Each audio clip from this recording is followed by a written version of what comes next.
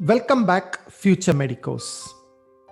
In this video, Mr. Karthikeyan will be covering the topic thyroid gland from chapter 22 of class 11 biology.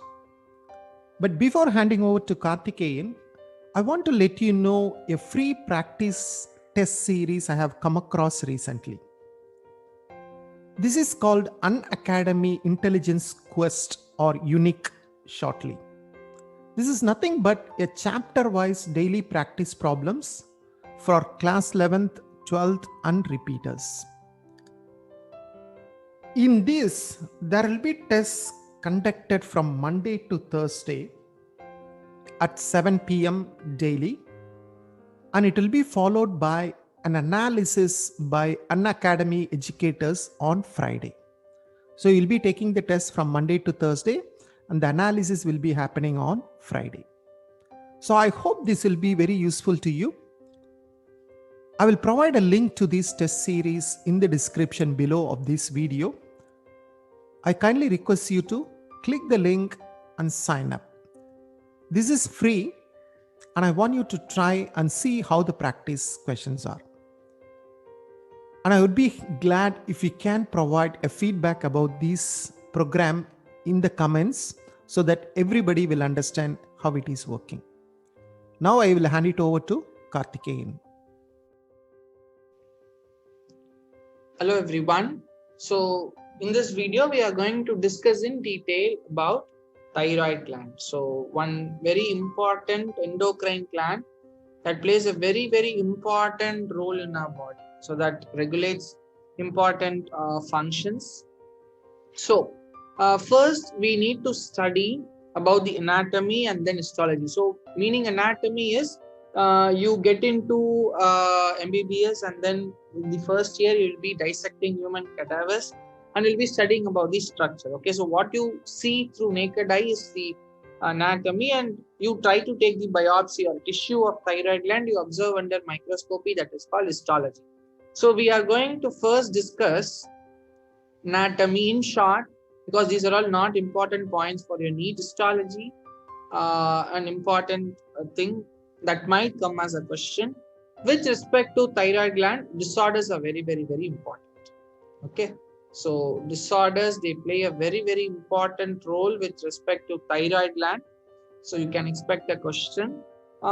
Sometimes they can ask you about functions of thyroid gland also. So these two are utmost priority with respect to your thyroid gland. So let us quickly go through few points in anatomy and histology. Okay, so with respect to anatomy, yes, this is what was going to describe the anatomy of thyroid gland. So if you look at the shape, so it is somewhere located in the neck region, okay, close to larynx. Okay, that is your voice box, you all know. So if you look at the shape of it, it is H-shaped or butterfly shape, right? So this is some NCERT points that I just wanted to tell. Okay, and it is bilobed. So why it is H-shaped or butterfly shaped? Because it has got two lobes. One important point that I have seen in few MCQs is, in which of the following group of organisms the thyroid gland is unilobed or single lobed? Yes, that's an important thing that you must know. See, it is bilobed in mammals and aves. Okay, in mammals and aves it is bilobed, but in case of reptiles it is said that the thyroid glands in majority they are unilobed. So this is one point that you can carry forward with you if you want. Okay, not so important, but I've seen in few mock papers that this question was included. Okay, so unilobe in case of a reptile. So talking about the human anatomy, so these two lobes are connected in between by means of a connective tissue, and I call that tissue as isthmus. I call that as isthmus. Okay, so these are few points with respect to anatomy, not so important. So these points are more than enough. Now talking about histology. So I take a piece of tissue of thyroid gland, I try to observe it under a microscope. Yes, this is how it looks. So I hope you will be able to appreciate the structure. See, the first thing that we need to observe is there are lots of follicles, meaning lots of oval structures that you are able to appreciate. So all these structures, I call them as follicles. I call them as follicles. Okay, so what is this follicle typically is? It's a oval structure which is lined by some follicular cells. Okay, this is how a follicle is going to look. Now, a very important question, this can be a question here or it can be a question in your structural organization. The lining epithelium of this, okay, so what kind of cells are making up these kind of epithelium is your cuboidal glandular epithelium. So there are some general sayings with respect to these epithelium. I find almost everybody, you find it difficult to memorize these epithelium. See, wherever there is some secretions happen, okay, there will be cuboidal epithelium. Okay, so just try to correlate this way. So wherever there is secretions, there is going to be cuboidal epithelium.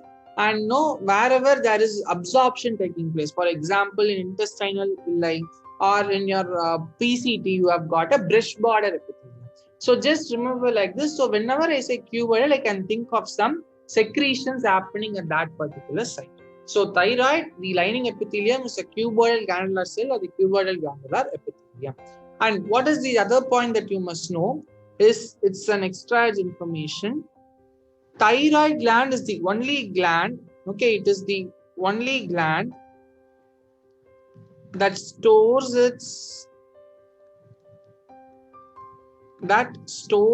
secretion at an inactive state. See, if you take other endocrine glands, there is going to be a stimuli, and that stimuli is going to immediately cause the synthesis and the secretion of the hormone. So there is no concept of storage that is going to happen at other endocrine glands. But when it comes to thyroid gland, it is the only gland that is going to store its secretion at the inactive site. So where it is going to store is in a fluid state that is present in the middle of the follicle. And that region, I call it as a colloid. So colloid is nothing but an homogeneous mass that is going to contain all the thyroid hormones like T3. Okay, so this is about the histology. So you just have to know what is a follicle. The lining epithelium of follicle might be an important question. And this is one extra information that you must know. So they can ask questions sometime, it is possible. We cannot predict the exact question. Which of the following gland is peculiar with respect to storage of its contents or something like that. So you just have to remember two things with respect to storage. One is the colloid, and then secretion is stored at the inactive state. Right? So these are a few points that you must know. Now, with respect to synthesis of the hormones, as we all know, we have got two important hormones, that is T3, triiodothyronine,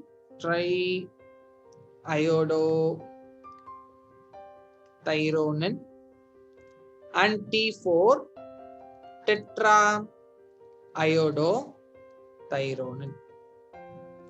So you can say it as thyronine or some say it as thyroxines, anything is fine. But one thing that you must know here is both of these components has got something called iodine. So very important, one more peculiar point with respect to thyroid is it is the only thing that requires some ionic form for the synthesis. So it requires iodine for the synthesis. Why is this point so important is if you go to hilly areas like Ooty, Kodaikanal or any hilly station, we say that the thyroid disorders are endemic to that area, meaning you'll be able to appreciate lots of thyroid disorder cases in those hilly areas. It's because of majority of the cases, if you take, they lack iodine in their diet. So this is the thing. So this is the point that you must attribute to those endemicity of thyroid disorders in the hilly areas. Okay. So these are few points that you must know. So as I said, with respect to thyroid gland, very important point will be your disorders and then functions. So let us talk about the functions first, so that disorders is going to be easy for us. So important functions that you must know. So the first function, if you ask me, it is maintenance or regulation of your basal metabolic rate, or what I call it as BMR. So we have two entities. Okay, so usually we get confused between BMI, which stands for body mass index, and this is BMR, that is basal metabolic rate. Both are different entities.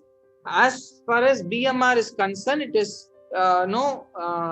related to thyroid gland. So thyroid is going to maintain this basal metabolic rate. So again, the term is self-explanatory. So this thyroid hormone is going to regulate the metabolism of various components that happens in our body. So what is so peculiar on understanding this point? So as I said, I'll try to correlate the disorders. See, when I say disorders, we are either going to talk about whether the patient is going to be hyperthyroid, okay, hence the phenomenon called as hyperthyroidism, or he is hypothyroid, the phenomenon called hypothyroidism. So one peculiar thing that the patient will present to us with thyroid disorders is either weight gain or weight loss. Peculiar thing. So if you just meet a thyroid patient in future, the first complaint or the first sign that you will observe as a clinician is their drastic change in their weight. Now, we need to correlate weight loss or weight gain with BMR and also with the disorder. Now, we have just told that the thyroid hormones are going to regulate this basal metabolic rate, or what is BMR. So, if in case of an hyperthyroid patient, so the patient is going to have excess of thyroid hormones. So, when I say excess of thyroid hormones, there is going to be excess of BMR. So, which means the metabolism is going to take place at a faster rate. So, what is going to happen? Whatever food you give, it is going to be completely metabolized and it is going to be completely distributed to all cells. So, you do not have the concept of gaining weight or something. So, hyperthyroid patients will usually present with a significant weight loss. Okay, so weight loss is concerned with hyperthyroidism. So whatever you give, it is being completely utilized. So there is no concept of this weight gain. So instead, what is going to happen is, since there is a continuous demand, so because it is continuously getting metabolized, so the cells are in continuous demand. So what is going to happen? The residual stored form, everything is going to be utilized now. So since the metabolic rate is more, whatever is being stored already is also going to be utilized, and that is why we get a significant weight loss. So if you come to see any of your friend, or in future you become a clinician and he says, I have lost 4 kgs or 5 kgs in 1 month of time, then you must suspect some thyroid disorders. It could not be the correct diagnosis, but there is no wrong in suspecting a thyroid issue. And similarly, hypothyroidism. So there are less thyroid hormones. So there is decreased BMR. So there is no proper metabolism taking place. So even if you try to give a little amount of food, that is going to be settled at the subcutaneous part. So that is going to lead on to weight gain. So when I was in my clinics, I saw 2 patients with a significant weight gain. So they gained about 6 to 7 kgs of weight in about 25 days. I do not remember the date. So before this pandemic lockdown, when I sat in my OP, we usually have this habit of taking case history. So when we go to different departments, we have this history taking. So she came with last prescription 25 days back with 64 kgs. And she came 3 weeks after, and we were able to see that her weight was increased to 72 kgs. So 8 kg increase within this 25 days. Everything, we suspected hypothyroidism. Okay, so probably you can get some questions with respect to weight gain, weight loss, and the disorders. So this is the most important point that you must take with respect to BMR. So basal metabolic rate. So in this hyperthyroidism, there is going to be increased thyroid hormones. Because of increased thyroid hormones, the metabolism is going to be very fast. So the cells are going to be put into a demandable situation. So the residual stored contents will also be utilized, and that is going to lead on to significant weight loss. So hyperthyroidism, we get a weight loss. Weight loss, yes. And similarly, if you take in case of hypothyroid patients, there is going to be decreased metabolic rate. So the metabolism is not going to be up to the mark, so there is going to be a weight gain. Okay, so significant weight gain is hypothyroidism and weight loss is hyperthyroidism. Please do not confuse. I hope I made it clear. And apart from this, what are the other functions that they can discuss is, next is the metabolism. So what kind of effects it has on carbohydrate metabolism, protein metabolism, and then fat metabolism. So with respect to protein and fat, it has got both catabolic and the anabolic effects. So depending on the situation, it can either make up proteins or it can break up proteins. But with respect to carbohydrate, this point you must know, this is referred to as a diapetogenic hormone. Okay, this is referred to as diapetogenic hormone. Important question. So diabetic genesis, right? Which means it is going to generate a diabetic situation. What is the diabetic situation? That is increased blood glucose level, or I can say hyperglycemic situation. Okay, we tell it as hyperglycemic situation. So there was one question. Thyroid hormone acts antagonist to. Okay, so it is going to antagonize the effect of. So this point, that is why I brought this diapetogenic point here. So please note this term. This thyroid hormone is going to antagonize the effect of insulin. So now you all must doubt this question.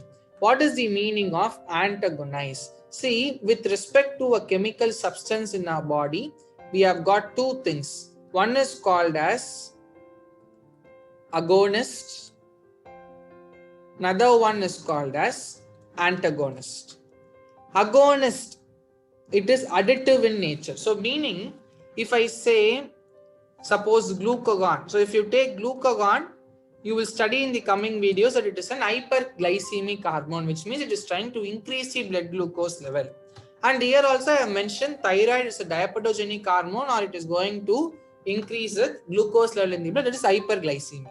So I can say, when I consider this hyperglycemic state, glucagon and thyroid, they are friends. Meaning both are going to work towards accomplishing a common mission, right? So that is the meaning of agonist, or similar, same. That is the meaning of agonist. When it comes to antagonist, it is opposite. Okay, it is opposite. So I have mentioned here, thyroid is acting as an antagonist to insulin, or it is going to antagonize the effect of insulin. Meaning, you will study in the coming videos that insulin is an hypoglycemic hormone, meaning it will tend to decrease your blood glucose level. So insulin is decreasing the blood glucose level, whereas your thyroid is increasing your blood glucose level. So I am coming to a conclusion that it is an antagonist to each other. Okay, so this point is very important with respect to carbohydrate metabolism. Okay. Now, other minor points that we must know is it is going to help in erythropoiesis. So what is this erythropoiesis? It is red blood cell production. Okay, so increased RBC production. And it is also helping in maintaining a normal menstrual cycle in women. So hypothyroid patients will have some issues with the menstrual cycle. Okay. So these are few important functions. So BMR, then its metabolic roles, how it metabolizes the carbohydrate with the protein with the fat. It is playing an important role in erythropoiesis. It is also playing an important role in maintaining of a normal rhythm of a menstrual cycle. Apart from that, we can also say thyroid hormones help in heat production. So again, it is one sub point with respect to metabolism. See, metabolism is an exothermic process, right? So what is exothermic? Evolution of heat. So thyroid hormones is also going to regulate the heat production. So hyperthyroid patients, there is going to be excess of BMR, so there is going to be excess of heat production. So they sweat a lot. Okay, whereas if you take hypothyroid, it is the other way around. So this is again a sub point that is not included, just for your knowledge I am trying to convey. Now let us discuss few disorders. So we should discuss few important things here. So disorders. See, there is one wrong understanding or an assumption that goiter, you all know what is goiter, that is, it's the swelling of the neck as a result of swelling of a thyroid gland. This goiter is seen only in cases of hyperthyroidism, not in hypothyroidism. So there is this no general assumption that goiter is seen only in hyperthyroidism. Please understand, any disorder, be it either hyper or hypo, there is going to be goiter. Okay, so swelling is an indication that there is some issue with that particular gland. So our body is trying to convey that there is an issue with the thyroid gland, and that information is going to be in form of swelling and what I refer to as goiter. So now we are going to discuss what happens if an infant becomes hypothyroid and what happens if an adult becomes hypothyroid. So this is an important question. So hypothyroidism in children is referred to as cretinism. Okay, it is referred to as cretinism. So this is an important question. How many of the following features represent cretinism? So what is cretinism first of all? So the first point that you must know, it is hypothyroidism in children. Already I have mentioned that. Now, see, thyroid, if you take, it has got, as I said, there is so many functions. I have just mentioned few. Apart from that, it involves no nervous system development. It is going to control the cardiac rhythm. So meaning the heart rate, pulse rate, cardiac output, BP. So it has, it almost influences every single physiological function of our body. So in children, if there is hypothyroidism, there is less amount of thyroid secretion, what are the things that happens? First is, as I said, it is going to involve in nervous system development. Okay, so what are the things? There is going to be stunted growth due to lack of proper metabolism. There's going to be stunted growth. And with respect to neurological issues, okay, what are the things that we will have is low intelligent quotient or a low IQ, okay, and then mental retardation. These are few symptoms. Retardation. And one important thing is deaf mutism. I'm not sure how many people have heard this term before.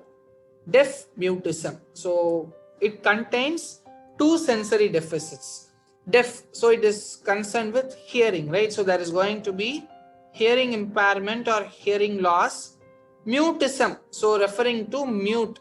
So the patient, the child is also dumb. So it is deaf and dumb basically. So that is referred to as deaf mutism. So this child, he cannot hear nor he can speak. Okay, so he can neither hear nor speak. That is deaf mutism. Along with this, I can say abnormal skin pigmentation can also be one of the point. So these are the features of cretinism. So important things: stunted growth, low IQ, mental retardation, deaf mutism, and along with that, as an add-on, can also include abnormal skin pigmentation. So these are some issues that an hypothyroidic child might face. Now, what is hypothyroidism in adults referred to as? In adults, it is referred to as mixed edema. Okay. Now, this edema, what is this edema? Edema is basically accumulation of fluids in interstitial space. So as a result, there's going to be some swelling, there's going to be some puffiness and all that. That is called as mixed edema. So usually we say that the patient might come with bull moon face.